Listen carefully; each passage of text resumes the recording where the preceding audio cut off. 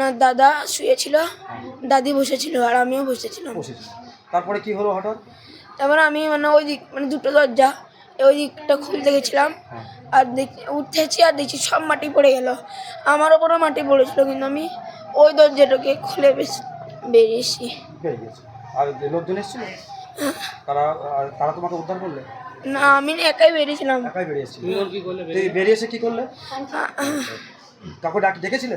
না, সবাই চলে এসেছিল। মানে জোরে আওয়াজ হয়েছিল? জোরে আওয়াজ হয়েছিল। আচ্ছা, প্রথমে 4 জন এলো, তারপরে সবাই মাটি ছড়াইতে দাদুর হাত দেখতে পেল, তখন বেঁচে ছিল। তারপরে আরো লোক জড়ো হলো। ভরতপুরে মাটির বাড়ি ধসে মর্মান্তিক মৃত্যু স্বামী স্ত্রীর, অল্পের জন্য প্রাণে বাঁচল নাতি।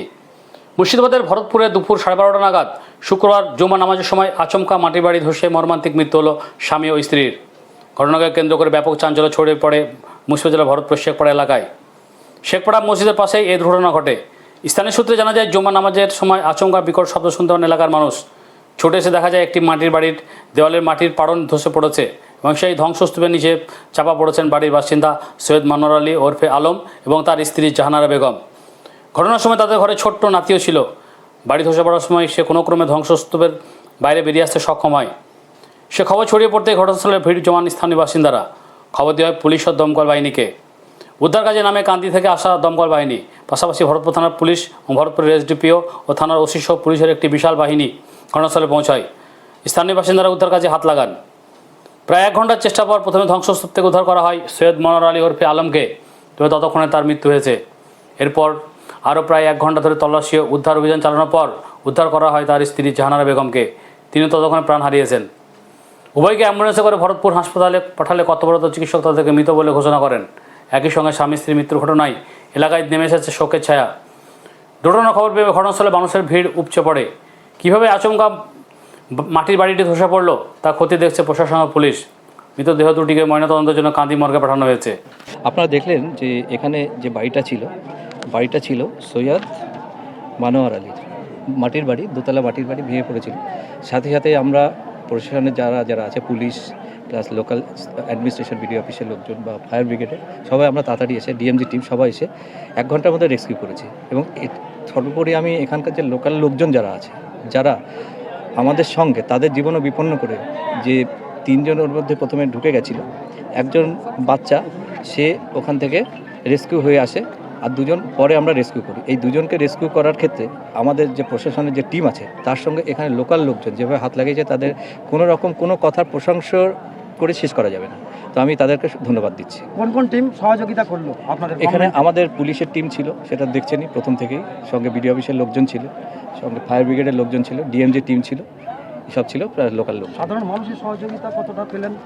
সাধারণ মানুষের সহযোগিতা মানে এটা বললাম তো, ওনাদের আমরা ধন্যবাদ দিয়ে মানে শেষ করতে পারবো না। ওরা এত হেল্প করেছেন আমাদেরকে এবং সবাই ব্যবস্থা নেবেন। এরপরে দেখছি আমরা হসপিটালে পাঠিয়ে দিয়েছি 2 জনকে রেস্কিউ করে। ওনাদের কী অবস্থা সেটা হসপিটাল থেকে জানাবে।